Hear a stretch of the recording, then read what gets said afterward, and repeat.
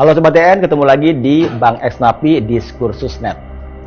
Bermula dari film horor layar lebar berjudul Vina, Sebelum 7 Hari, yang meledak di pasar, film itu nampaknya menjadi semacam reminder atau pengingat bagi publik, juga bagi penegak hukum bahwa kasus realnya belum rampung. Sekarang waktu saya untuk memperkenalkan seluruh narasumber yang sudah membersamai saya di sini dan juga Bung Reza. Saya perkenalkan, tentu saja ada Bung Reza Indragiri Amril, seorang pakar psikologi forensik dengan analisa yang tajam. Kelihatan nggak muka nervousnya hari ini? Nggak serius ya? Kenapa namanya? Saya lebih tekanan batin. Ya serius. Makin sering kita bicara ini, makin serius ternyata persoalannya. Makin banyak pihak yang harus kita ajak bicara, dan saya semakin tekanan batin jadinya. Di sebelah Mas Reza ada Ibu Titin. Beliau sudah untuk kali kedua datang di sini di podcast di Bang Eksnapi Diskursus dengan segala keterangannya yang bikin geger publik. Informasi tambahannya, Bu Titin itu memegang 2 dari 8 terdakwa. Terpidana, 1 tapi udah lolos ya. Udah bebas. Udah bebas. Di samping Bu Titin ada anak muda ini, Saka Tatal. Dia adalah satu-satunya dari 8 yang tadinya terpidana yang sudah bebas. Karena waktu itu Saka masih di bawah umur ketika kasusnya itu meletup ya. Umur berapa persisnya? Di bawah umur tuh umur berapa? 15 tahun. Oke, positif. Masih usia anak-anak. Masih anak-anak ya. Lalu ada lagi depan Saka ini adalah Pak Suratno. Ya. Pak Suratno itu adalah ayah dari salah satu terpidana Sudirman. Ya, Pak. Terima kasih sudah datang ya Pak ya. Ya. Yang terakhir ada Pak Jogi Nainggolan. Pak Jogi ini dari 8 terpidana memegang 5 diantaranya ya Pak ya. Terima kasih semuanya. Obrolan kita tempo hari di episode sebelumnya, saya ingin pastikan lagi ke Bu Titin ya. Begini, kenapa saya perlu pastikan ini? Sebetulnya kan ini kita pernah ngobrol sebelumnya ya di salah satu televisi nasional ya, dan dipertemukan dengan Dirkrimum Polda Jawa Barat saat ini, bukan Dirkrimum Polda Jawa Barat Sarawak sekian dulu silah, tapi yang sekarang. Saya kan tanyakan ke Pak Dir waktu itu, pasalnya apa saja, memang pasal 338 340. Kemudian kan saya tanda petik protes. Ya. Selama ini sudah disebut-sebut sudah terjadi ruda paksa massal terhadap almarhumah. Kenapa Pak Dir tidak sebutkan itu? Nah, sekarang saya mau tanya ke Ibu juga, ke Saka yang notabene saat itu masih berusia kanak-kanak. Pasal apa saja yang dikenakan kepada beliau? 338 340. 338 340. 338 berarti pasal pembunuhan, 340 pembunuhan berencana. Clear ya? Ya. Sudah itu ya? Undang-undang Perlindungan Anak. Baik. Gimana? Undang-undang Perlindungan Anak. Ya, pasal 80. Ada pasal 80. Ya. Oke. Sama. Pasal oke. Berarti ya sekarang seperti ada pengayaan pasal, ada koreksi lah sebutlah. Karena kita sudah buka berkas, berarti ada KUHP dan ada Undang-Undang Perlindungan Anak ya? Iya. Yang sebelumnya tidak Ibu sebut tuh tentang Undang-Undang Perlindungan Anak. Saya merekonstruksinya 8 tahun saya agak. Oke, baik. Waktu itu di Agustus ujung 2016 ya peristiwanya. Saka kan masih 15 tahun. Waktu itu Saka masih sekolah kah? Udah putus sekolah. Putus sekolah di Malaysia itu. Putus sekolah sampai terakhir sekolahnya apa Saka? SMP kelas 1 belum setengah semester keluar. Oh gitu. Jadi belum genap 1 semester SMP udah keluar. Kenapa waktu itu keluar? Ya karena keinginan sendiri, terus juga dari orang tua juga, dari bapak juga dari kecil nggak pernah ngurusin sama sekali. Yang kerja juga dari kecil juga, yang nyari keuangan ibu. Maaf tapi bapak ibu nggak bercerai kan tetap ini? Masih belum bercerai, Ya, tapi nggak ada tanggung jawab sama sekali. Ada.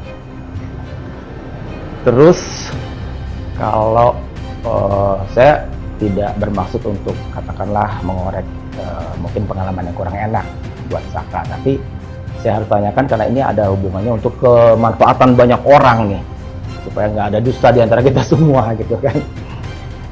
Mohon maaf ya saya tanya, waktu tanggal 27 Agustus kalau kita coba lihat kasusnya ya, itu flashback kita balik-balik di tanggal itu, emang betul Saka ada di situ? Nggak ada. Saka ada di rumah. Di hari Sabtu itu, Sabtu Hari malam Sabtu. itu. Iya, ada Tanggal di itu. rumah. Heeh. Ada saksi juga, ada kakak saya, ada paman saya. Dari sebelum maghrib, Hmm. ada di rumah paman saya. Ada di rumah. Ada di rumah ya. Nah, rumahnya Saka itu dekat ya sama warungnya Bu Nining itu ya? Jauh. Oh jauh. Cuma satu RW. Hmm. Jadi nggak betul ya Saka itu bersama 10 yang lain ada di situ, dikumpul-kumpul di warungnya Bu Nining terus pindah ke depan SMP 11. Enggak. Ya. Ke polisi apa yang Saka sampaikan? Ditangkap, Saka. Waktu ditangkap gini, Saka kan ditangkap ya waktu itu. Saka waktu ditangkap tuh tadinya sebenarnya lagi ngapain sih?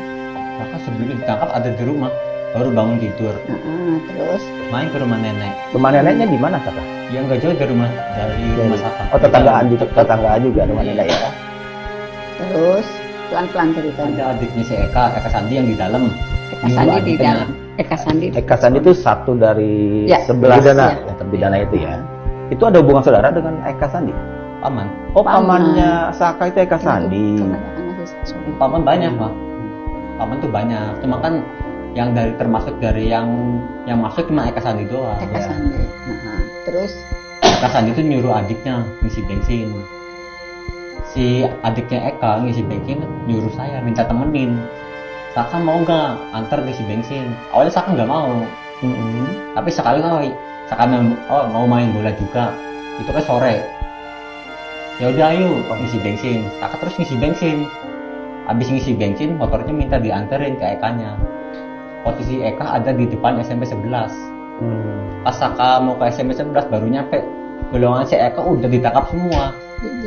Saka nyamperin, niat Saka kan sekedar ngasihin motor. Rahul ये कहाँ जा रहे हैं आप सो पाए Jadi Saka melihat kegaduhan betul-betul itu Ditangkap. penangkapan itu. Iya udah rame. Lihat ya, Iya. Saka lihat sendiri itu ya, sambil bawa motor itu yang mau Iya. diserahin itu. Bu Titin, Saka ini di BAP berapa kali oleh polisi? kalau yang saya berdasarkan yang kemarin saya buka-buka lagi hanya satu kali. Hanya satu yang kali? ya, tapi itu pun di tanggal 16 September yang ditandatangani ada saya. Jadi ditangkap kan tanggal 31. Setelah itu kami nggak pernah ketemu lagi. Tadi kan Mas Insan bertanya tentang kronologi ya, Iya. kronologi ketika Saka akhirnya dibawa oleh polisi kan. Di BAP jawabannya sama Di BAP saya atau ada mesti- perubahan? saya masih ini lagi ya karena ini berkas Iya, udah iya. lama banget. Sementara saya ini Kalau hanya saya belum bisa pastikan Hmm. di BAP bunyinya yang seperti ibu dampingi Saka berapa kali? BAP berapa kali? Yang ibu dampingi. apa. Hanya satu kali. Selain itu pernah tidak dilakukan BAP tanpa ada Bu Titin? Kalau ngelihat berkasnya pernah Pernah. Ya. Berarti Saka beberapa kali di BAP sebetulnya. Ya? kelihatan. Beberapa kali di BAP, tapi yang didampingi oleh Bu Titin Hanya dalam satu kurung kali. penasihat hukum hanya Satu kali di tanggal 16 September. Saka pernah berganti-ganti pengacara? Tidak. Jadi Malah dari mereka nggak awal ngerti, ya. sampai akhir hanya Bu Titin. Dari di tanggal 31 kan ditangkap. Ya. Nah besoknya kan kita ke Polres, udah nggak ada. Nah kita kan kesulitan informasinya, tapi kita nggak bisa ketemu. Baru bertemu kalau menurut ini di tanggal 16 September. Jadi saya hanya ingin memastikan, Ya. Saka di BAP lebih dari satu kali. Kalau dalam berkas kelihatan lebih dari satu Lebih kali. dari satu kali. Tapi yang ibu dampingi hanya satu satu kali. kali. Oke. Saka ketika kemudian disergap polisi katakanlah begitu ya waktu itu kan bersama yang lain langsung dibawa ke Polresta, markas Polresta ya. Bersama-sama yang lain juga satu mobil atau bagaimana? Satu mobil. Satu mobil. 11 orang jadinya. 7. 7. Tujuh temannya, Iya, satu iya. yang sudah ada di Satu, dalam. Satu Rivaldi itu yang di dalam Ya, rival yang sebelumnya sudah ada di dalam. Terus sesampainya selama di perjalanan nggak ada katakanlah Saka ngalamin kekerasan dari Di jalan nggak ada sama nggak ada ya, baik-baik aja di jalan ya. Ketika Saka dibawa oleh polisi, polisinya cerita tidak kenapa Saka dibawa? Enggak cerita apa-apa. Saka bertanya tidak? Ada yang bertanya juga, ini salah saya apa? Salah saya apa? Saya nggak tahu apa-apa. Itu pertanyaan Saka. Iya, Saka tanya ke siapa? polisinya. Apa kata polisinya? Nggak jawab, sama sekali nggak tahu. Kayak Saka juga bingung. Saka belum pernah bermasalah sama polisi. Pertanyaan tadi itu, Ini kalau udah ditanya soal itu tuh ekspresinya. Saka mau lanjut atau mau stop? Mau minum dulu ya, minum dulu. Boleh, boleh. Oke, saya tanya Kalau udah begini lagi ditanya nih. masalah Ya. itu tuh. Tadi kan Ibu katakan Saka di BAP beberapa kali, tapi yang Ibu dampingi hanya satu Ya. kali. Ketika Ibu dampingi satu kali itu merupakan BAP pertama atau BAP yang kesekian? Masih ingat tidak? Saya mesti cek karena Oke. kalau di sana kan ada bahasa pencabutan BAP. Nah, kita tuh tidak mendampingi waktu itu gitu. Karena ada bahasa setelah di Polda mencabut BAP. Itu yang kalau dalam berkas saya kan memori saya juga Iya, sudah terbatas sangat ya, terbatas. pasti. Semua kita terbatas. Iya, sangat sudah terbatas. Jadi ternyata di sini itu yang didampingi pada tanggal 16 September ya Pak ya. Rata-rata di tanggal itu. Berarti kan dari tanggal 31 sampai saya di tanggal 16 September kan tidak mendampingi. tidak mendampingi apakah sudah ada BAP atau tidak, tapi kok ada bahasa pencabutan itu yang kita tidak tahu karena sebelumnya Karena ada redaksional pencabutan berarti kita bisa bayangkan sebelumnya sudah di sebut BAP. gitu. Di BAP tanggal 16 September yang Ibu dampingi, isinya yang Saka sampaikan dan dicatat itu sama dengan yang disampaikan barusan ke Mas Insan. Kurang lebih bahwa Saka pada saat itu tidak ada di warung Bu Nining. Betul, Bu? Kalau di BAP sudah sama semua, sudah Artinya Saka tidak ada di warung Bu Nining atau ada perbedaan ada perbedaan. bahwa di BAP tertulis. Sebentar Pak, saya harus cek lagi Pak. Saya agak Oke, lanjut dulu deh, Bu. Mas Insan dulu lanjut. Iya nih. Kita terusin ngobrolnya Saka ya, pelan-pelan aja nggak apa-apa kok. sebentar. Itu kan malam ya sampai di kantor polisi 8 ya. tahun loh Pak, saya pusing banget Itu kalau harus langsung diperiksa atau dikasih kesempatan istirahat dulu malam itu? Langsung dimasukin ke ruangan, nggak tahu ruangan apa, tapi bukan sel. Bukan sel. Bukan. Semuanya di satu ruangan. Sama Awalnya sel. di satu ruangan. Terus ada yang dipisah kemudian. Ada yang dipisah. Saka nggak sendiri kan, ada beberapa sama beberapa. Iya. Terus malam itu langsung Langsung dipukulin. Suruh mengakui. Sebentar. Itu dibawanya ke Polsek atau ke Polres? Ke Polresta Cirebon. Polresta Cirebon ya. Oke. Lanjut, dipukulin tadi itu. Dipukulin, disiksa, suruh mengakui. Saka juga kan bingung. Suruh mengakui apa? Saka di situ kan dipukulin tetap. Tiap hari juga kayak gitu dipukulin, disetrum. tiap hari. Tiap hari. Tiap apel propos pagi. Gimana? Tiap apel Tiap propos. apel propos pagi. Dipukulin terus kayak gitu aja. Walaupun Saka dikasih makan juga, kasih makannya nggak sewajarnya kayak yang lainnya. Dikasih nasi bungkus dilempar ke lantai. Diancam juga sama polisinya, suruh dimakan. Kalau nggak dimakan, bakalan dipukulin lagi. Di ruangan itu nggak sendirian Saka ya, ada berapa orang? Dari yang Ada 5 orang. ada 5 orang.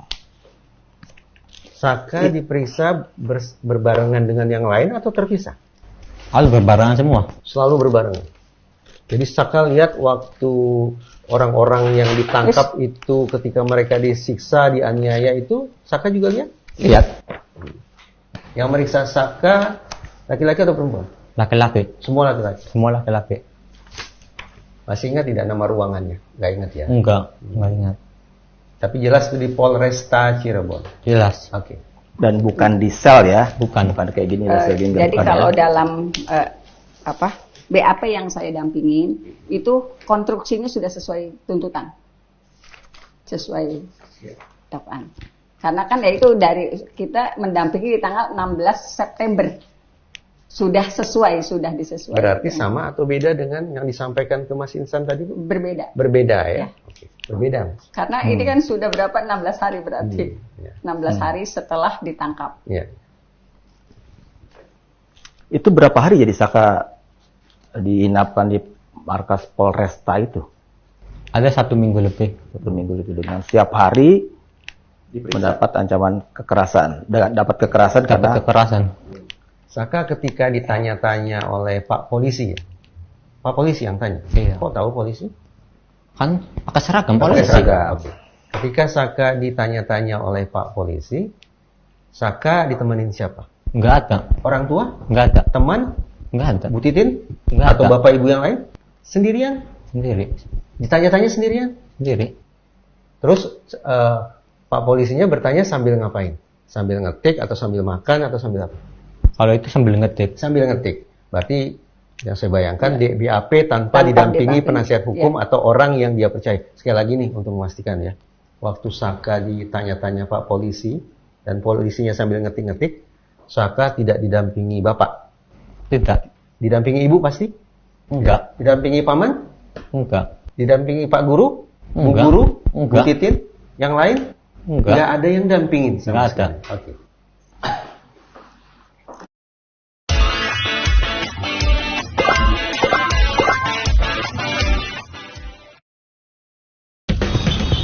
Top up dompet digital bisa terus pakai Culo.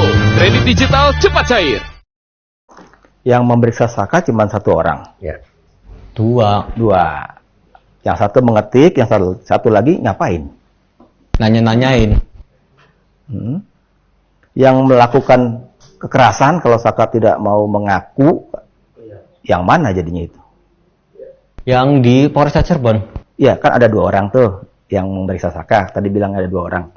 Yang mengetik atau yang satu lagi? Yang Oh, kalau yang itu saya nggak ingat soalnya udah lama. Saya juga nggak mastiin polisi yang mana yang mukulin saya juga. Saya kan udah lama itu kejadiannya. Dan secara manusiawi siapa sih orang yang mau mengingat-ingat orang yang sudah menyakiti kita ini, siapa sih yang sebetulnya mau mengingat-ingat itu? Yang dimauin sama polisi, Saka mengaku apa? Saka itu mengaku bahwa Saka cuma ikut mukul 1 kali. Terus udah. Harusnya seperti itu bahasa. Harusnya seperti itu. Tapi ya, sebenarnya Saka nggak ngelakuin sama sekali. Karena nggak ada di TKP. Kejadian aja pembunuhan saya nggak tahu. Itu jawaban. Ada pembunuhan juga atau kecelakaan Saka nggak tahu. Jadi sama sekali nggak tahu ada peristiwa kecelakaan bermotor, 2 orang meninggal di situ, nggak tahu ya Nggak peristiwanya. tahu. Saka itu tadi kan bilang dipukul, disetrum, segala macam ya. Itu bukan mimpi itu.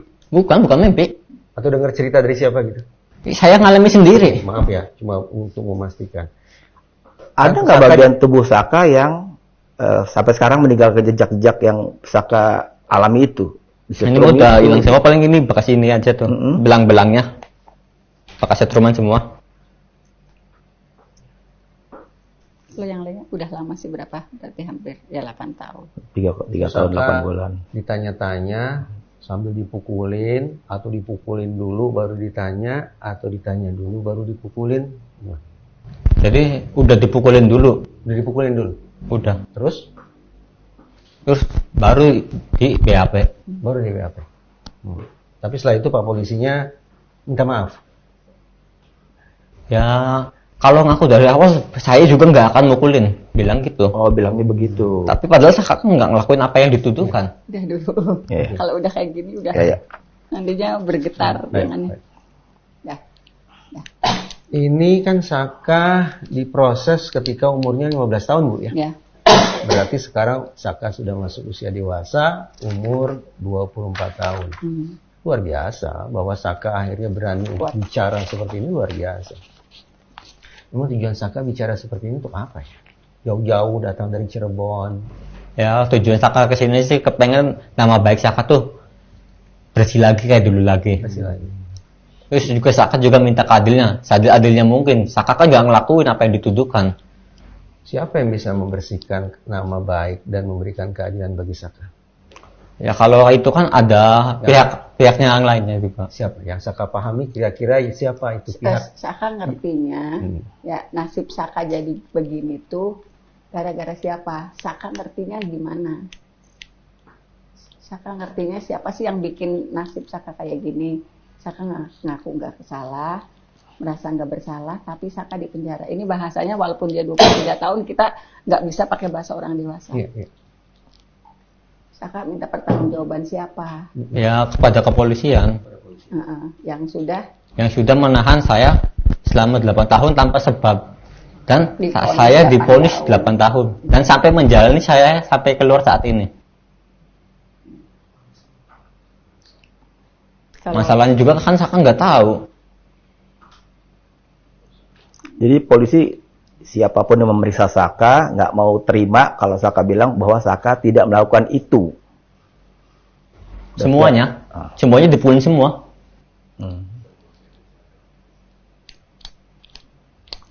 Ya deh. Dan sampai juga minum air kencing. Suruh diminum air kencing. Yang satu botol, yang 1 liter tuh. Oh, air kencing siapa? Nggak tahu. Polisi. Yang meriksa Saka ganti-ganti polisinya atau polisi yang sama? Kalau yang meriksa juga udah nggak apa Nggak juga. ingat ya, nggak ingat. Siang, pagi, malam atau kapan biasanya? Kalau itu sih saya kan juga nggak ingat. Ingat juga ya. dia kayaknya udah nggak bisa ngebedain mana siang Ya, mana disorientasi malam, waktu mana ya, pagi. disorientasi Iya, udah waktu. nggak Saka, bisa bedain. maaf ya, tentang disuruh minum air seni tadi itu. Apa Saka percaya bahwa itu betul-betul air seni atau cuman polisinya aja yang gertak? Bener air kencing. Tahu dari mana? Tahu dari mana? Rasanya kayak gimana? Masa yakin itu air kencing? Itu kan yang minum kan saya sendiri sama yang lainnya juga. Yang dari semua 8-nya. Oh, jadi air kencing sendiri masing-masing yang disuruh? Bukan. Jadi udah ada yang nyiapin. Lalu Saka minum. Dipaksa.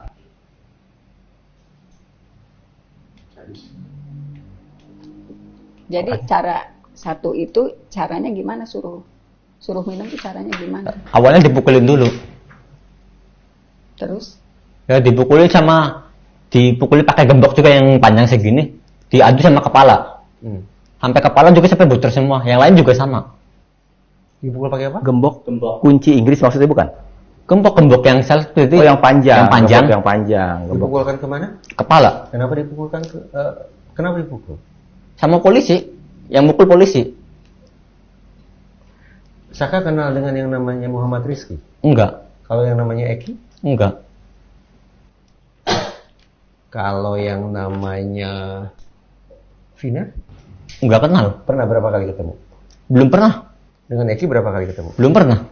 Dengan orang-orang lain yang juga ditangkap waktu itu, udah berapa kali ketemu? Kalau yang lain, kan semuanya kan 7 sama saya. Itu satu kampung. Itu kamu yang pernah 7. ketemu? Yang 7. Ya, dengan Satu 7 itu ya? Iya. Cuma satu orang saya nggak kenal. Ripaldi. Rivaldi itu ya nggak kenal ya. Nggak kenal. Nah, sekarang ini banyak orang-orang di luar sana yang ngikutin kasus Saka ini juga, yang adalah yang iseng nanya, ngakunya Saka nggak kenal sama Vina, korbannya itu yang meninggal itu, sama korban yang laki yang meninggal. Tapi ada foto yang beredar di mana-mana, menduga salah satu orang yang berame-rame itu foto Saka. Itu betul nggak kayak gitu? Enggak. Enggak ya. Kenal juga enggak, ketemu juga di mana enggak pernah ketemu. Sehari-harian Saka kan ada di rumah, kalau kerja. Kita pindah ke Sekedar mau ngecek saja ya. Saka masih ingat nggak wajah orang-orang lain yang ikut ditangkap itu? Masih ingat nggak muka-muka mereka? Yang ditangkap masih. Masih ingat mukanya? Itu kan satu kampung, Mbak. Satu kampung. Jadi kalau misalnya ada fotonya, Saka masih ingat mereka ya? Masih. Siapanya? Kalau Rivaldi masih ingat nggak wajahnya? Wajahnya masih. Cuman nggak kenal. Nggak kenal. Ini ada foto, boleh nggak saya perlihatkan Bu Titin? Atau Bu Titin yang mau perlihatkan? Yang mana yang Saka kenal? Siapa namanya?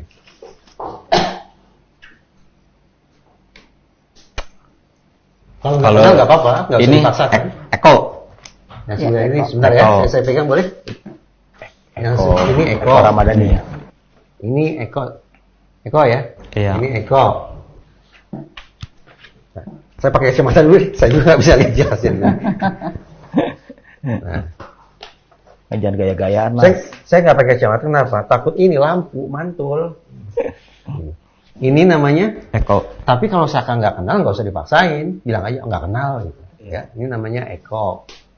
Ini Itu Ripaldi, kenal juga di dalam. ini Rivaldi. Iya. Ini yang Ketika saat baru di dalam, baru iya. tahu di dalam Iya, itu. baru tahu Oke. dalam. Yang ini Itu Eka Sandi. Pamannya Saka ya? Iya. Pamannya Ini? Saka. Jaya. Itu Jaya. Nggak usah. Iya benar itu Jaya. Enggak, Jaya Koplak, dipanggilnya Koplak. Saya ngingetin sendiri dulu Iya. di sini. Supri, Supri ini. Hadi. Jadi mereka ini ada di ruangan itu. Waktu ditangkap sama-sama dengan Saka. Oh yang ini nggak ada, yang Oh, ini Rivaldi nggak ada. Waktu ditangkap Rivaldi beda ya. Beda, nggak ada. Jadi waktu diperiksa atau di BAP oleh polisi, Saka ketemu mereka ini. Ketemu. 1, 2, 3, 4, 5. Iya.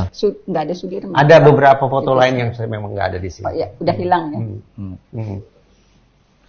Ini kenapa ya kok mukanya, betul nggak kalau saya lihat ini mukanya luka-luka, babak belur ini? Bener, babak belur. Disiksa sama polisi. Kalau ada foto Saka saat itu, kira-kira Saka mirip nggak dengan seperti ini? Mirip. Saka juga sama babak belur. Cuma Saka nggak terlalu parah. Oke. Sobat TN, saya mau ingetin aja bahwa yang disebut-sebut tadi Rivaldi, yang Saka tidak kenal, itu kalau menurut Bu Titin beberapa hari lalu di sini adalah memang tidak ada hubungannya sejatinya dengan kasus ini. Rivaldi itu dipolisikan karena kepemilikan senjata tajam di polsek yang lain ya Bu ya. Di perkara yang Di lain perkara itu. yang lain. lain. Tapi ada bersama. Dalam tuntutan dijadikan satu. Kira-kira kenapa Rivaldi dijadikan ke dalam tuntutan yang satu ini? Padahal dia kan ada di perkara yang berbeda. Kenapa kemudian digabung ke sini? Ya mungkin memenuhi tuntutan ya, dipasok samurai. Dia kan waktu ini kan sajam. Rivaldi siapa penasihat hukumnya? Buwit. Bubin. Ya. Oke, lanjut. Pas kita pindah ke Pak Yogi. Enggak, Pak Suratno dulu. Oh, silakan. Pak Suratno, Bapak bisa cerita nggak Pak tentang putra Bapak Iya, Sudirman iya. kepada kita semua? Iya. Jadi itu orangnya kok pendiam, Pendiam. kurang ngomong lah, sama orang tua aja jarang ngomong. Kalau di rumah nggak jarang Iya. ngomong juga. Bahkan Iya. sama Bapak juga jarang Iya. ngomong. Kalau makan aja ngumpet. Kalau mau Kalau makan. mau makan ngumpet. Kenapa? Iya, ya nggak tahu. Di rumah ada siapa aja sih Pak? Ya biasa, Selain anak-anak Bapak. anak biasa, kakaknya, adiknya biasa kumpul. Berapa bersaudara Sudirman itu Pak? Ya 7. 7. Iya, 7 sama Bapak di rumah, sama Ibu masih ada istri. masih. Jadi bersembilan di rumah. 9, Bapak, Ibu, dan putra-putri Bapak 7. Sudirman itu anak keberapa ya Pak? Kayak nomor 5 kayak. Nomor 5 ya.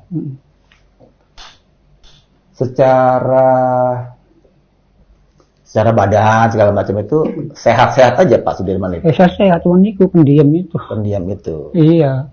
Pan nggak mau ngomong, ya ngomong bisa, ya kadang kacau gitu.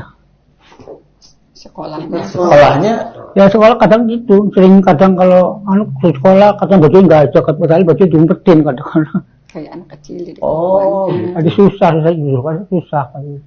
Kalau disuruh sekolah tuh bajunya dia Bisa. umpetin. Mungkin usul, baju nggak ada, nggak Hilang, mau. bajunya hilang dari kecil gitu. Makanya kerja sampai sekolah kelas berapa Pak? Paling Sudirman itu. dia paling SD kayaknya sih. Terus SD lulus. lulus SD nggak Pak Sudirman? lulus, cuman mau ke enggak lulus. Oh enggak lulus. Cuman ya sih nggak mau sekolah, udah saya mau sekolah lagi lah gitu. Jadi nggak punya ijazah Apa SD. Iya, tapi setelah itu kan di sekolah lagi di. Nah itu sehari-hari Sudirman ini kegiatannya apa Pak? Dia nggak ngerti kegiatan Pak Sudirman ngapain aja. Oh, Sudirman ngapain aja Pak? Ya itu cuman bantu di rumah aja. Bantu-bantu di rumah? Nggak kerja di luar rumah? Ya belum kerja belum. Pernah kerja tapi? Ya, belum pernah. Jadi sekolah, pulang ke rumah, bantu-bantu di rumah, Terus gitu aja Pak? Iya makan paling. Terus kalau sore biasa mah waktu sholat gitu.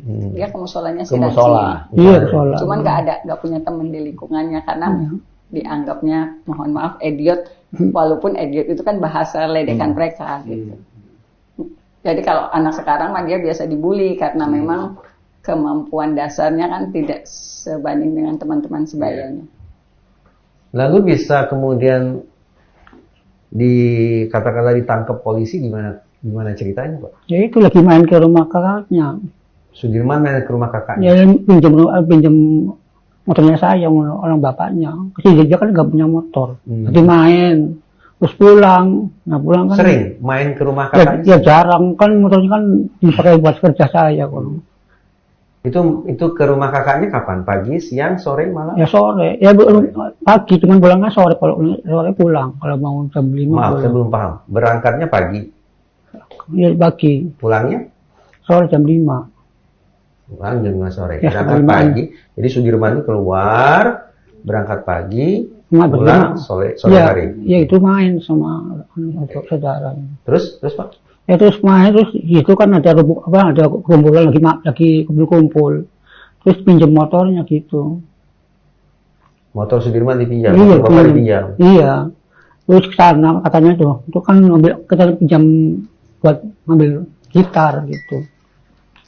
Ya katanya sih kalau barang itu datang udah ditangkepin, malah nggak malah lari, malahan deketin. Sama seperti Saya mau nanya nih Pak, kan Bapak barusan bilang Sudirman pergi, terus ada rame-rame gitu, Sudirman malah deketin, Nggak mesti dipakai pinjam motornya. untuk pinjam motor gitu, Iya. motornya dipinjam. Iya, Bapak sama. tahu dari siapa? Hah? Bapak tahu dari mana? Kan Bapak di rumah. Kan dia kan bilang katanya. Ya tahu dari anak-anak orang tua, ini dari main sana, dari istri saya main dari sana gitu. Tadi dari mana aku nggak pulang-pulang gitu. Pas mahal kok nggak usah ada yang masih kabur tadi di bawah itu polisi gitu. Jadi ada yang menjelaskan Iya. itu. Iya, iya. Jadi pada hari Sabtu malam itu tanggal 27 Agustus. Ini cerita tanggal 31. Oh. Ini cerita tanggal 31 penangkapan. Kalau yang tanggal 27-nya hari Sabtu beberapa hari sebelumnya ya, dari yang tadi cerita Bapak cerita. Bapak bisa pastikan nggak Sudirman lagi ada malam itu ya Iya. di warungnya Bu Nining Ya enggak, itu lagi di rumah gitu. di rumah. Iya. Malam itu sepanjang malam ada di rumah, nggak keluar Iya. rumah. Ya paling main di sebelah tetangganya paling gitu. Nggak kemana-mana gitu. Biasanya Sudirman kalau malam-malam ngapain sih Pak? Ya gitu, sering jam nanti nggak bisa kemana-mana, kadang paling mau sebentar gitu, pulang lagi. Jadi kebiasaannya di rumah aja. Iya, Kalaupun iya. keluar nggak jauh-jauh dari rumah. Iya. Paling Kakak baru- itu. Paling main ke rumah kakaknya, tapi gitu yang sembunyi-sembunyi kadang gitu. Tapi yang pasti di Sabtu malam itu Sudirman ada di rumah, Dari rumah. nggak keluar rumah Iya. malam ya. Dari jam 7 malam ada di rumah ya. Di malam. Jadi Bapak kapan setelah Sudirman ditangkap polisi, dibawa polisi, Iya. berapa hari kemudian Bapak baru ketemu Sudirman? Ya setelah apa ya, udah Sudah Bapak? udah baunya kayak gitu tuh. babak Sudah belur banyak. gitu ya. Ada foto Sudirman sih? Iya, nggak ada sih, Nggak nggak ada. ada. Tapi Iya. Bapak lihat Sudirman saat itu sudah? Ya kan itu, saya kan coba ke situ ke Polresta, tapi situ kan nggak ada, katanya udah bawa ke Bandung ke Polda. Polda. Saya langsung ke sana sama ibu itu. Polda Jawa Barat. Iya, ke sana kan belum waktunya besuk, Besuk. pulang lagi. Besok kan hari apa, rebutan hari Ya, apa? jadi kita memang ketika diinformasikan sudah ada di Polda, keluarganya dengan segala keterbatasannya sempat bolak-balik, tapi tidak bisa langsung ketemu dengan alasan bukan waktunya jam besuk. Oke. Biasanya selama ditahan di Mapolresta tidak pernah Pak Sudarto ketemu anaknya, Pak. Ya, ketemu Pernah, Sudirman. saya kan nggak pernah. Jadi tanggal 31, tanggal 1-nya sebenarnya kita udah datang ke Polresta, tetapi tidak ada, waktu itu sudah langsung dikabarkan sudah ditarik ke Polda. Kan kita juga nggak tahu apakah betul atau tidak gitu. Jadi pas anak Nah, ditangkap kembali lagi, mungkin. ya besoknya udah Pas Bapak ketemu Sudirman, bagaimana kondisi Sudirman? Itu pada nangis semua. Demi Allah saya nggak ngakuin. Sudirman yang ngomong apa? Oh gitu, demi Allah saya nggak ngakuin. Jadi saya dipaksa harus ngakuin begitu. Ya semua pada Kan nangis. pasti pakai bahasa Sunda kan, Bu? Enggak, kalau Cirebon kan Jawa. Jawa. Mak tuh maksudnya bapak. Maksud saya gini, Mama. Sudirman waktu itu ngomongnya kalau pakai bahasa Jawa nggak apa-apa ceritanya. Iya. Ngomongnya pribadi Sudirman ya. Ya saya nggak isun belum melakukan kayak kue pun gitu. Saya dipaksa gitu. Mukanya gimana? Yang udah, Raya Priben, Raya kayaknya Priben. udah normal lagi. Bapak Raya Sudirman, Bapak delengnya priben. Apa Ya. baik fungsinya apa baik? Lupa ya. Udah lupa, tapi Iya. kedeleng itu. Iya, ada bekas-bekasnya gitu. Bapak nanya nggak waktu itu bekas-bekas apa gitu? Dan hanya ini bekas pukulan itu katanya. Oh, cerita Sudirman bahwa itu Iya. bekas Iya. dipukul Iya. polisi. Sekarang Sudirman gimana Pak? Bapak berapa sering ketemu Sudirman sekarang? Ya, tadinya sering udah bulan sekali. Sebulan sekali. Sekarang ini jarang. Bapak terakhir ketemunya. Terakhir Ya, ketemu ya. kapan? Bapak Ya. ngeliat Sudirman terakhir kapan? Ya sebelum puasa. Sebelum puasa ngeliat nih. Iya. Sekarang ada di LP atau lapas mana sih, Bu? Iya, Kalau iya. informasi lagi dibawa ke Polda. Ya? Enggak, lapas Kosambi. Terus Sambi. Ada informasi sedang dibawa ke Polda nggak? Ya, informasi, tapi itu belum valid. Belum valid. Cuman nggak tahu. Waktu di lapas Kosambi atau tempat manapun itu yang belum valid, Pak Suratno Bukan hari tidak ini. pernah menemui Sudirman. Bapak pernah nemuin Sudirman waktu di lapas? Pernah. Ya terakhir itu lebaran, apa puasa ya? Iya, belum Puasa. di puasa itu. Kenapa belum nengokin? Ya itu biasa keadaan. Nah Sudirman di BAP berapa kali Bu? Kalau justru jadi posisinya gini, semua BAP yang saya hadapi itu dalam kondisi konstruksi BAP-nya sudah seperti tuntutan. Jadi dari tanggal 31 sampai kan konstruksinya sama sudah seperti tuntutan. Kan ada pemberitaan bahwa para terdakwa mencabut BAP mereka. Itu termasuk saka? Termasuk saka dia. Termasuk? Saya Lupa pernah ya? konsul tuh lupa. Tapi yang jelas berarti klien Pak Yogi, yaitu sekian banyak terdakwa lainnya Ya. mencabut BAP. Mencabut. Kalau yang dewasa mencabut semua. Tapi termasuk Saka tidak Sudirman. mencabut. Saya lupa, saya Oke. makanya nggak ini. Karena kalau Saka kan sidangnya cepat sidangnya Iya, iya. kan. Pak Jogi, Ya. mau tanya nih Pak. Sebentar, Jogi. dikit lagi. Oh, Saya boleh, jelasin. boleh, boleh. Karena Ibu bicara sidang. Waktu itu hakimnya berapa orang, Bu? 3 orang. Hakimnya 3 orang. Ya. Saya sempat nonton, hakimnya marah-marah. Marah-marah. Makanya saya Yang mana yang marah-marah? semua Yang ketuanya. 3 orang kan, Galak hakim pisan. perempuan semua kan. Ya. Seperti nggak punya hati nurani. Tidak punya hati nurani. Terbentuk suatu opini bahwa ini anak ini yang di bawah umur Sudah melakukan itu. udah melakukan. Saya kebetulan nonton di belakang. Lalu hakim anggota? Ketika hakim ketua bicara waktu itu, hakim Yang anggota lain kan masih diam. diam nih. Iya. Gitu. Saya hanya menyaksikan hakim ketua marah-marah dan Ibu Titin juga lihat dia hanya terdiam aja. Jadi bisa saya nembalin shock, gitu. saya shock. Kok begini ya gitu. Tapi yang jelas hakimnya 3 orang ya? 3 orang. Pakai toga kan? Pakai toga. Enggak Enggak pakai. Enggak pakai toga. Nggak pakai. Kalau misalnya format ininya sih udah nggak pakai toga. Pendampingnya juga dari mana ya? Dari Bapas. Bapak juga enggak ada komen. Itu saya baru mau tanya. Petugas Bapasnya tidak memberikan komentar Diam atau aja. apa? Diam saja. Yang saya sesalkan di mediasi itu juga yang saya sampaikan kalau nggak salah di keberatan saya gitu. Jadi Bapas tuh bukannya Melindungi. melindungi malah makanya jangan jadi anak nah, Baik. itu. Jadi Ibu masih ingat petugas Bapasnya itu? Dari mana, Bu? Bapas mana? Bapas Cirebon Bapas Cirebon. Iya. Laki-laki atau perempuan? perempuan, Yang dampingi ganti-ganti atau orang yang sama? orang yang sama, Orang yang sama. Tapi perempuan. perempuan. Hmm. Jadi saya itu pula yang Bapas tapi justru menyalahkan anak. Nurut sama orang kan bahasa itu. Kalau hakim sih saya syoknya karena mungkin waktu itu sidang 2016 ya. Ya. 2016 saya sudah jelaskan latar belakang kepada yang kita tidak bisa ungkapkan. Udah masa saya shock itu tiba-tiba di hadapan saya. Jadi kelihatan betul memang waktu itu saya tidak berdaya. Karena Berapa kali sidang, Bu? kan itu 1 minggu harus sudah putus. Jadi saya juga baru merekonstruksi kembali ketika dia kemarin bercerita. Dia ke bengkel pada saat kejadian kan alibinya dia memang ke jalan itu, tapi waktu itu mau ke bengkel jam 10. Jam 11 kurang, Bu. 11 kurang ya. Jam 10 masih di rumah. 11 kurang ya. Jam 10 masih di rumah, jam 11 kurang. Nah, pada waktu mau lewat situ dia ngeliat ada polisi. Mungkin itu peristiwa sudah terjadi. Tapi karena dia nggak pakai helm, jadi kan itu terbalik dianggapnya ada razia. Memang ada cerita gitu. Saya juga baru ingat, oh iya. Nah, waktu itu hakim itu berteriak benar-benar, memangnya ada bengkel buka jam 10 malam itu.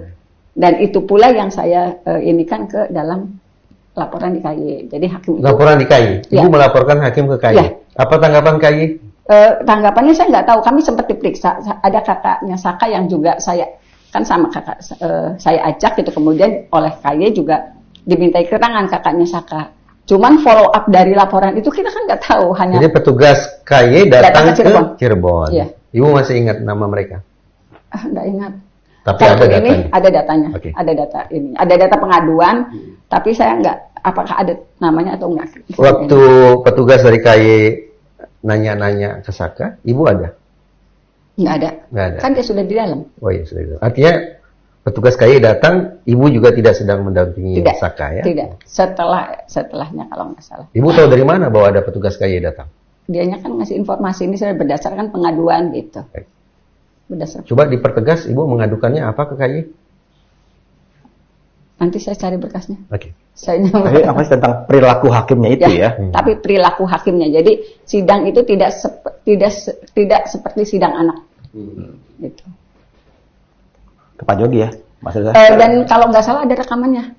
Karena kakaknya yang rekam. Oh, rekaman tanya jawab dengan Ya. petugas KY itu? Bukan, saat Oh, persidangan di sidang. itu? Ya. Pas dimarah-marah itu? Ya, kakaknya yang ini. Udah nggak ada, HP-nya hilang, Bu. HP-nya Oh, hilang. hilang. Ya. Tapi kan masih ada kakaknya. Ya, kakaknya yang masih sebagai ada. saksi. Saka juga kan alhamdulillah sehat, masih bisa lah ditanya-tanya. Mhm. Oke. Lanjut Mas Isan. Pak Jogi sekarang nih. Ya. Berarti Bapak kan Saka, Rivaldi, 5 ya, 5 terpidana Terpidana itu sekarang. yang Bapak tangani sebagai kuasa hukumnya. Saya balik lagi ke cerita yang saya baca dari Direktori Putusan Mahkamah Agung. Ya. Bahwa Sabtu malam itu jam 19.30 ke-11 orang itu berkumpul di warungnya Bu Nining. Terus kemudian sekitar jam 20-an pindah ke depan SMP 11.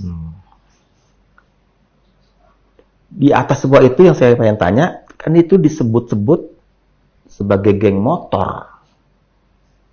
Ya. Sebagai geng motor. 11 orang itu yang akhirnya berurusan dengan Eki dan Vina, Ya. ya kan? Bapak bisa terima itu, Bapak ini geng motor ini. Oke. Jadi begini, supaya ini clear masalahnya, supaya tuduhan itu artinya bisa nanti terpatahkan dan masyarakat juga akhirnya bisa melihat persoalan secara jernih. Kami kedatangan seseorang minta bantuan awalnya bahwa keluarga mereka sekarang ini kan sedang dituduh melakukan tindak pidana yang sangat berat, 340. Dan keluarga itulah keluarga yang sangat miskin di Cirebon, sehingga saya mempertimbangkan. Belum saya terima dulu. Saya berangkat dulu dengan tim saya ke Cirebon. Kantor saya Jalan Soekarno-Hatta. Betul nggak keluarga ini keluarga yang sangat sederhana, karena latar belakangnya yang ditahan ini adalah kuli kasar dan kuli bangunan. Tentu di benak saya ini pasti ekonominya ekonomi yang di bawah. Kita berangkat ketemu dengan keluarga itu dan memang kondisi realnya seperti itu. Nah akhirnya kita menerima kuasa dari mereka. Menerima kuasa dan kuasa itu tentangani lalu kita sampaikan ke Polda. Supaya clear ya. Kita bertemu dengan penyidik Polda, kita diterima dengan baik, welcome mereka, telah saya perlihatkan, dan mereka juga tahu saya mantan polisi. Oh, Ya. Bapak mantan polisi. Saya mantan Kasatser juga. Jadi di Polda itu banyak yang kenal dengan saya. Termasuk juga mungkin di situ dulu ada mantan-mantan anak buah saya. Sehingga akses saya ke sana itu gampang. Gitu. Lalu saya sampaikan saya mau besuk mereka.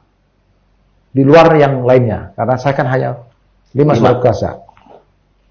Tapi sebelumnya saya sudah tanyakan juga kepada keluarga-keluarga mereka, ini anak-anak ini anak-anak berandalan nggak? Dengan ya? Atau anak-anak geng motor seperti yang sudah tersiar nih. Mereka katakan anak kami nggak pernah terlibat urusan-urusan geng-geng motor dan mereka nggak ngerti itu. Tapi mereka punya motor. Mungkin motor orang tuanya atau motor mereka yang dipakai untuk kerja sehari-hari untuk satu akses ke tempat mereka kerja. Gitu. Lalu ketika kita diterima di Polda, mereka dihadirkan di ruangan penyidik. Saya masih lihat secara nyata tuh wajah-wajah mereka, Saya suruh buka begini bajunya masih banyak bekas-bekas. Bekas-bekas apa, Pak? Bekas-bekas luka. Luka karena apa? Luka itu saya tanya ini kenapa? Kami disiksa oleh polisi di ruangan narkoba. Di ruangan narkoba. Di ruangan narkoba. Bukan reskrim. Nah, saya juga akhirnya berpikir, ini kalian kejahatannya bukan kejahatan narkoba, tapi kok disiksanya adalah di ruangan narkoba. Saya tanya mereka, ini siapa yang melakukan? Itu Pak, polisi. Di mana? Waktu kami di narkoba. Jadi permasalahan ini sebenarnya ya, ini ada di ruangan narkoba, bukan di ruangan reskrim. Gitu. Nah, lalu kenapa kalian dibawa ke ruangan narkoba? Ternyata mereka mengatakan bapaknya si korban ini yang nama Rudiana adalah kanit narkoba. Sebentar. Pak Rudiana itu saat itu pangkatnya apa, Pak? Sersan. Kanit. Kalau tidak salah. Kanit narkoba di Resta Cirebon ya. Dan klien-klien Bapak itu ternyata dibawa ke ruang narkoba. Yang notabene kanitnya adalah Pak Rudiana. Yang Pak Rudiana adalah orang tua dari Eki. Eki adalah korban bersama Pina ya. Ya. Lanjut, Pak. Lalu kami sampaikan kepada penyidik. Ini udah diobatin belum? Ya? Jadi sudah ada rutinitas daripada tenaga medis di Polda itu kan ada tuh. Saya mundur sedikit, Pak. Sebelum Bapak datang, berarti kan klien Bapak ini sudah diperiksa kan ya? Belum diperiksa. Belum. Bahwa mereka dalam kondisi luka-luka itu bukan merupakan penanda bahwa mereka sudah diperiksa? Belum. Jadi apa yang bisa ingin Bapak katakan? Baru mereka terima. Baru mereka terima sudah ya, dari pelimpahan dari Polda. Itu. Oke, lanjut, Pak. Nah, lalu saya pertanyakan. Ini sudah ada belum pemeriksaan kesehatannya? Mereka bilang sudah ada komandan, karena di sini kan ada klinik. Jadi supaya cepat menyembuhkan mereka. Nah, habis itu saya ngucapin terima kasih. Saya bilang tolong ya, jangan ada yang menganiaya dia. Jadi mereka jamin. Artinya selama mereka di Polda itu tidak lagi ada tekanan-tekanan kepada mereka. Sudah nyaman. Nah, satu ketika kami dihubungi lagi sama penyidik. Izin komandan, mau ada pemeriksaan, ada waktu nggak untuk hadir? Tim kami hadir untuk mendampingi mereka. Ada pemeriksaan tambahan. Nah, ketika kami hadir, lalu mereka sudah dibawa dari tahanan, pemeriksa mulai kan menyiapkan alat-alatnya. Pertanyaan pertama, apakah saudara kan masih tetap dengan keterangan yang terdahulu? Nah, kami sebagai pendamping tidak bicara. Mereka mengatakan kami disiksa dan kami nggak terima dengan BAP terdahulu. Itu ceritanya. Tanpa Bapak pengaruhi sama tidak sekali, ada, itu tidak keluar ada. dari mulut mereka. Iya, kalau ada syukur-syukur ada rekamannya. Ya. Sehingga kalau ada sekarang cerita yang berseliweran di luar, seolah-olah berita catatan bahan ini kan ada penekanan kepada siapa yang kami tekan? Polisi. Nggak mungkin kan? Kalau seseorang tersangka menarik BAP-nya itu hal yang wajar. Ya. Kenapa? Kalau kita renungkan sedikit dalam salah satu pasal di dalam KUHP itu, pasal 66. Tersangka terdakwa tidak dibeban pembuktian. Itu benang merahnya. Jadi kalau tidak ada pembuktian, mau apapun isinya itu, mau tidak dia mau jawab, itu nggak ada persoalan buat polisi. Sebenarnya begitu. Lalu kenapa mereka cabut BAP?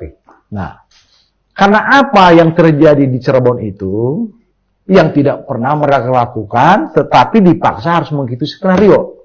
Dipaksa oleh siapa? Oleh orang-orang narkoba.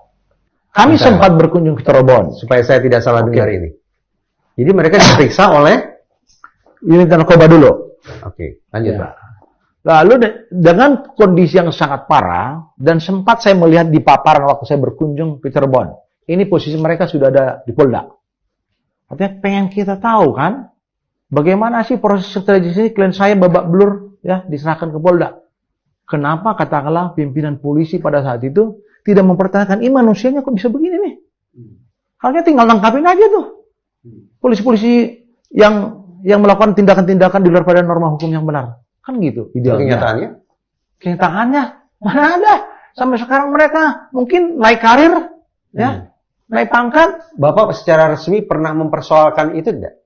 Ada. Kemana? Ke Polda. Apa Bersama dengan keluarga. Apa yang Bapak sampaikan? Artinya kondisi keluarga kami Ya.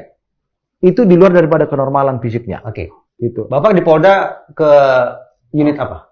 Unit Krimum. Krimum. Di Krimum. Termasuk juga sebelum kami tunjuk sebagai kuasa, ternyata keluarga itu sudah pernah melaporkan tindakan-tindakan kepolisian itu karena sudah viral di medsos tentang foto itu, melaporkan korban. Foto ini? Iya. Jadi sebelum kami ditunjuk Foto ini serius? Iya. Berarti ini klien-klien Bapak ini? Iya. Kecuali Rivaldi ya? Kecuali yang itu. minus itu, Maaf. minus ini. Tapi selebihnya adalah klien Iya. Bapak? Gitu. Minus itu. Ini kondisi bisa saya katakan babak belur Pak ya? Iya, Lubang-lubang itu begini. artinya sebelum kami tunjuk sebagai kuasa, itu udah beredar di apa? Di medsos. Sebelum Bapak mendapat kuasa, Udah begitu. sebelum mendampingi mereka, ternyata ini sudah tersebar Sudah, di media sudah. sosial. Makanya saya katakan tadi, ketika saya ditunjuk kuasa, saya datang ke Polda, kondisi mereka itu udah mulai membaik, walaupun masih ada terlihat luka-luka. Alhasil, kondisi lebam-lebam luka babak belur semacam ini terindikasi adalah akibat penganiayaan di Unit narkoba, Satwil narkoba, Polresta Cirebon Kota. Polresta Cirebon Kota. Bukan di Polda ya. Iya, Polresta Cirebon Kota, Yang melakukan tindakan-tindakan penganiayaan kepada mereka. Oke. Informasi mereka kami dibawa ke ruangan narkoba. Yang Bukan secara kebetulan kanit narkobanya adalah ayah daripada Rudiana. korban Eki. Pak Rudiana yang notabene adalah orang tua Eki. Ya. Bapak physically sempat ketemu sama Pak Rudiana nggak? Nggak pernah. Nah, sebagai mantan polisi, Pak, Ya. Bapak pecatan ya, Pak, dari polisi, Pak? Bukan. Jadi apa? Loh, saya mengajukan pensiun dini. Oh, pensiun ini. Oke. Berarti kan Bapak bukan polisi yang bermasalah, kan? Loh, saya polisi karir, Pak. Sekali. Sedangkan setelah terjun saya dokter, ya, lulusan dari Universitas Parahyangan, dengan kajian kefilsafatan, saya memang agak berpikir lebih daripada kawan-kawan saya yang lain. Nah, pertanyaan saya begini, Pak. Ya. Dengan rekam jejak seperti itu, pasti Bapak mungkin mencari tahu ya. Berarti yang menangkap ini, Ya. klien-klien Bapak, Ya. plus Rivaldi, plus Saka, yang nangkap mereka itu siapa? Baik. Jadi begini. Kami Menangkap mereka Ya. di Cirebon itu. Oke. Kami juga tidak tinggal diam. Walaupun saya advokat, tetapi ilmu reserse saya Masih jalan. Dan saya sekolah reserse itu 4 kali. Ya, di Megamendung. Oke. Dan nama saya tercatat di sana. Lido itu ya? Lido. Bukan, Megamendung. Megamendung. Itu adalah pusat Oh, reserse, Megamendung. pendidikan reserse Indonesia. Saya pernah ke sana itu, Pak. Ya. Gitu. Artinya apa? Beraktivitas di sana. Ya, ilmu reserse ini di otak saya itu saya sambil tidur aja bisa cerita. Ngelotok lah gitu, Pak ya. Lotok. Ada. Apalagi saya sebagai pengajar kan? Gitu. Ini profesional iya, akademisi iya. Ya, dan termasuk saksi ahli pidana di Ahli pengadilan. juga iya. Lanjut Pak, ke pokok pertanyaan saya tadi. Oke. Siapa ini gerangan yang menangkap klien-klien Bapak, Rivaldi? Oh, Rivaldi persoalan berbeda ya. Beda, Rivaldi sudah di dalam. Di dalam Saka. Jadi sederhananya begini, kalau saya bisa cerita supaya tidak panjang, Ya. Ya. ada informasi yang sesat masuk ke Rudiana sebagai orang tua dari si Eki dari Aib dan Dede. Nah, itu dia. Nah, Lanjut dulu Pak. Aib dan Dede itu adalah pegawai cucian mobil di dekat SMP itu. Yang bakti sebelahan. Informasi saat ini tanpa diolah. Kalau bicara dalam konteks hukum pembuktian, ada istilahnya penyelidikan. Penyelidikan itu kan serangkaian-serangkaian. Tapi beliau kanit loh Pak. Betul. Masa Kalau- Bapak ingin menganggap beliau tanda petik sealpa itu? Lah, terkadang orang bisa melupakan prosedural. Ketika emosi yang ditonjolkan. Termasuk polisi? Maka terjadi di situ. Termasuk polisi? Termasuk polisi dia. Kanit sekalipun? Mau kanit, mau apapun, sudah banyak kok cerita. Oke, lanjut Pak. Oke. Nah, akhirnya informasi saat ini dimakan sama dia. Bahwa di malam kejadian, informasi saat itu, ada anak-anak muda berkumpul di gang sana, di depan rumah Ibu Nining. Itu ceritanya. Ya. Tangkapin mereka semua. Kata Termasuk Aib dan Dede nih ya. ya, termasuk dia korbannya. Kan kasihan nih. Anak kecil kan yang tidak bisa bertanggung jawab terhadap dirinya harus jadi korban. Ya, tindakan-tindakan ya pribadi kepolisian ya. Nah, ditangkap mereka lalu seperti itu kejadiannya. Padahal Mereka mengatakan di malam itu kami ada di depan rumah Ibu Nining sedang kumpul-kumpul. Terlepas mereka lakukan satu aktivitas mau minum-minum, sepanjang itu tidak mengganggu ketentraman umum dalam arti bergeser ke dalam persoalan pidana, ya itu sah-sah saja, ya menurut pemahaman saya. Ya. Kecuali aktivitas mereka sudah mengganggu, merusak, memukul mungkin orang baru bermasalah. Karena mereka anak-anak muda ini gaduh dan warung Ibu Nining ini sudah tutup, pindah. Ibu Nining ini terganggu dia mau tidur. Itu ceritanya. Mereka pindah. Tetapi di sekumpulan orang-orang ini ada yang menarik nih. Apa itu, Pak? Anaknya Pak RT itu namanya si Kapi. Ada di sini. Dan si Kapi inilah yang mengakses pindah ke rumah kontrakan Pak RT namanya Pak Pasren karena masih kosong. Ya. Bergeserlah mereka ke sini dari titik ini ke titik rumahnya Pak Pasren Pak RT. Dan karena rumah itu terkunci, diambil dulu kuncinya dari rumah karena sebelahan rumah itu. Ngobrol mereka, ya. Itu rumah di Jalan Perjuangan di. Bukan, masih di gang. Oh, masih di gang. Masih di gang. Jadi gang ke gang ini. Supaya ini bersih dulu nih, ya. Bersih dulu cerita ini, jangan sampai nanti liar kan ya. Nah, sampai besok paginya. Sementara ada peristiwa di flyover, ya, yang tidak mereka ketahui. Apa yang terjadi di situ kan? Apakah itu karena eksiden traffic light, kecelakaan, atau memang karena ada di situ satu kan persoalan hukum terjadi antara pihak-pihak dengan pihak lain. Jadi 5 klien Bapak nggak ada di jembatan Boro-boro ya? di sana Pak kan ya? Masih di rumah Pak RT itu. Nah, di sini di titik sini sama titik itu. Boleh saya mundur? Boleh, Pak. Supaya tidak terkesan Bapak menghindar dari pertanyaan saya. Boleh, silakan. Siapa yang menangkap para tersangka ini? Rudiana dan anggotanya. Tahu dari mana? Itu informasi dari klien kami. Tidak terbantahkan itu. Tapi kan di sini BAP-nya loh, Pak. Hah? Nah, itulah yang sekarang diplesetkan. Kan kasihan ini. Ini kan BAP-nya ini, saya baca ya, Direktorat Reserse Kriminal Umum. Itu Polda. Itu pada waktu pemeriksaan tambahan. Baik. Waktu pemeriksaan tambahan itu ya. Nah, positif di Polresta Cirebon yang menangkap mereka adalah Rudiana. Di luar daripada job list-nya dia. Di luar job desk dia. Terlepaslah begini kan. Kita kan di dalam kepolisian itu sudah ada itunya bidang-bidangnya. Kecuali dalam hal yang sifatnya diatur secara konstitusi, undang-undang, siapapun boleh menangkap, tertangkap tangan. Ini kan beda. Nah, tanpa surat penangkapan juga. Boro-boro kan ya. Itu ya main kayu aja lah istilahnya, gitu kan ya, main kayu. Nah, artinya apa? Nah, tindakan seperti ini kalau dibiarkan oleh pimpinan Polri semakin rusak nih, kan polisi. Artinya pembenaran. Itu kan bapaknya polisi, kan? Boleh-boleh dong menangkap. Seperti kemarin ada semacam diskusi, kan ya?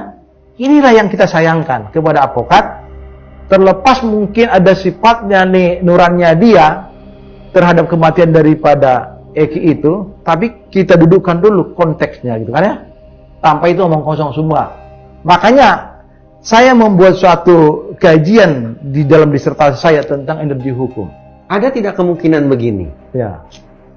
Bahwa pada saat itu unit narkoba Polresta Cirebon Kota memang sedang melakukan operasi di lapangan.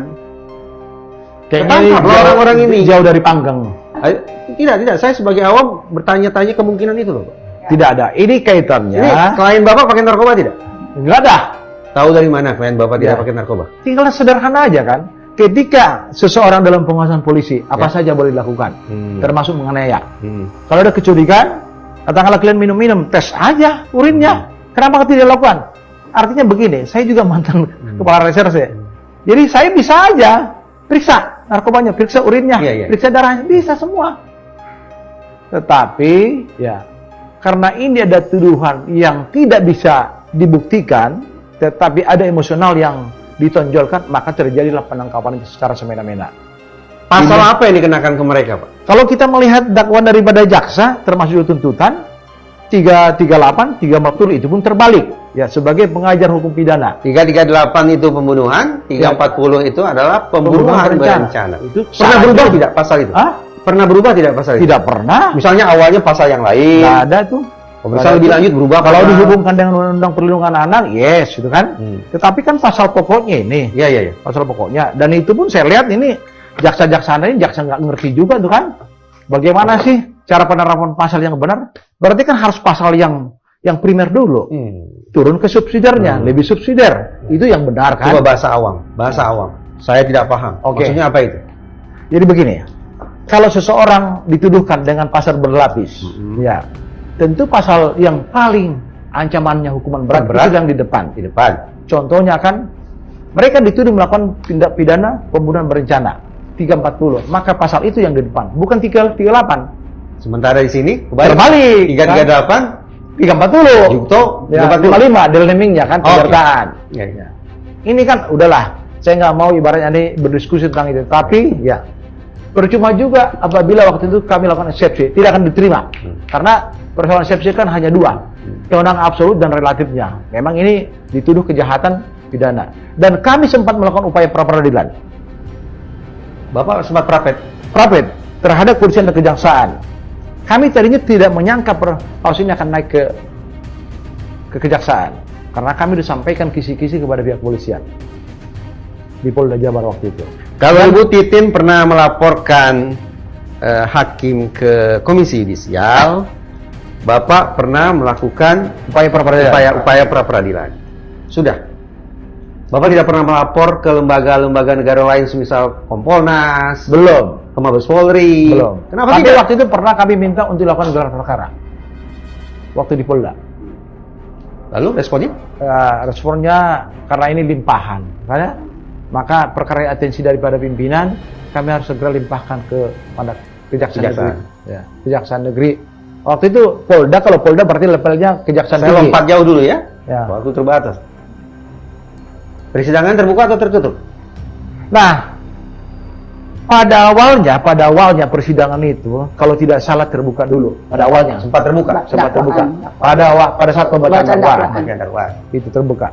Tetapi persidangan-persidangan berikutnya tertutup. Alasannya? Alasannya ada di sini masalah perlindungan anak. Memang digabung. Bukan. Jadi seolah-olah terkoneksi kan persidangan anak yang sedang berjalan ya dengan kita. Seolah-olah begitu. Ya. Padahal ini kan dewasa semua kan ya? Klien Bapak dewasa semua kan? Iya. Ya. Dan bukan merupakan perkara yang persidangan harus diselenggarakan secara tertutup. Tidak. Hanya pada dakwaan, tuntutan, putusan terbukanya. Ya. Jadi memang begini, saya juga bisa memahami itu. Kenapa bisa memahami? Kalau soal tertutup dan terbukanya saya bisa memahami. Bukan berarti mau menyalahkan pimpinan majelis. Ya. Pimpinan majelis itu ingin memberikan rasa nyaman kepada kami. Karena kami udah di demo. Ketika kami bersidang juga, banyak yang teriak-teriak mengelilingi ruangan persidangan itu. Sampai gedor-gedor apa? Kaca. Gedor-gedor pintu. Apa maksud demo itu untuk mengintimidasi kami supaya kami tidak fight dalam rangka membela. Oke.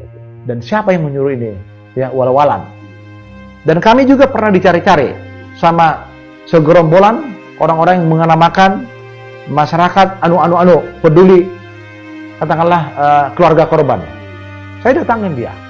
Berarti ini sekaligus klarifikasi bahwa tidak bisa dikatakan bahwa seluruh sesi persidangan diselenggarakan secara tertutup, tidak kan? Tidak. Jadi saya artinya begini, bukan mau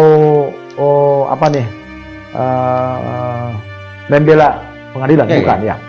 Tetapi memang ada sisi tertentu jadi tertutup karena posisi kami pada saat itu sangat sangat tidak nyaman. Jadi diselenggarakan tertutup pun ada pertimbangan dari hakim. Gitu. Ada pertimbangan. Kalau Sudirman sendiri persidangan terbuka atau tertutup? Semua tertutup. Semua tertutup. Iya, Dari hanya awal. pada dakwaan, tuntutan, putusan. Jadi terbukanya hanya pada dakwaan, tuntutan, putusan. Dan tertutup juga ke alasan yang sama karena ada demonstrasi segala macam. Karena kondisinya bukan hanya demonstrasi, memang kita sidang sampai jam 11 malam ya Pak ya. Jam 11, jam 12 malam. Tapi saya tambahkan juga, memang begini, situasi pada saat itu tidak menguntungkan buat kami. Dan memang hakim ini pada awalnya dia fair, dia equal dia.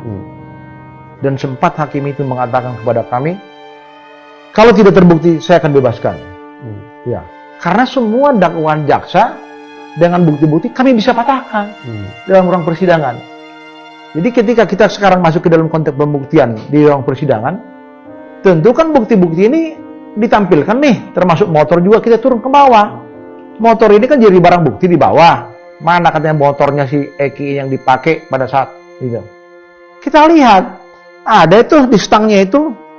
Ini kan ada karetnya paling pinggir ini. Itu tergores kaspal. Habis dia. Ada stepnya juga yang kena ke marka jalan permanen. Ya. Ada bekas hilang. Nah, artinya begini. Kita juga tidak tinggal diam. Begitu saja menerima omongan daripada klien kita. Tapi kita juga datang ke lokasi TKP. Dan di situ betul. Ada bekas-bekas itu. Dan ini kan ada lampu penerangan jalan nih. Berdiri. Ada bautnya yang nongol. Darah masih ada di situ. Sebelum saya ingin melakukan pendalaman ke situ, Pak, tapi saya tidak tahu nih, juragan saya masih cukup bisa bertahan tidak di kursi ini. Silakan. Ya, kita masih ada waktu sedikit lah. Ya. Pak, saya pengen potong kopas aja nih. Oke. Kalau Ibu Titin, Pak Jogi menegaskan bahwa klien masing-masing tidak berada di TKP kecelakaan itu. Betul. Artinya segala cerita selebihnya nggak tahu dong. Iya. Yang dibawa Eki dan Vina, korbannya dibawa ke belakang showroom, bahkan ada peristiwa sampai diperkosa segala macam, nggak tahu semua dong berarti. Makanya kan Bapak bilang klien itu masih ada di tempat lain. Itu omong kosong semua lah, omong kosong lah. Kami sebenarnya udah berbusa-busa membela ini di pengadilan tingkat pertama. Begini aja logikanya lah. Ya. Sebagai pengajar hukum pidana saya, tidak logis dan etis gitu kan ya. Dalam satu persidangan yang sifatnya bersama-sama, tersangkanya Pak, ya, yang sidangkan di Pengadilan Negeri Cirebon di luar daripada Saka di bawah umur ada 7 orang. Klien saya 5, kliennya Ibu Titin 1, kliennya Ibu Wit 1. Nah, secara tegas satu orang yang bernama Ripaldi sebagaimana foto itu tidak mengenal yang 6. Yang 6 tidak mengenal yang 1. Kan ya? Tapi didakwakan dalam pasal 340, 338, 340 walaupun terbalik ya. Terus barang buktinya yang dijadikan sebagai barang bukti miliknya adalah Ripaldi yang notabene perkara lain di polsek yang sudah ditahan di sejak tanggal 30.